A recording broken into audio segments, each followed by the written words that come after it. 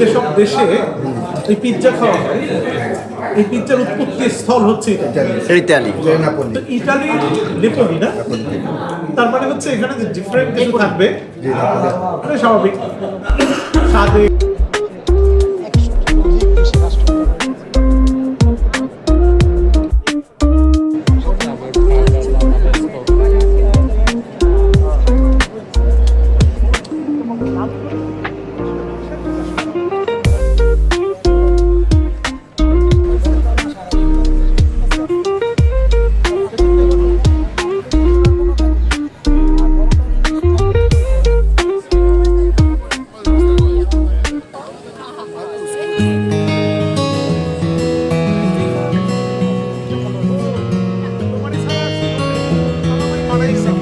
আরো পিছনে যান, আরো পিছনে যান।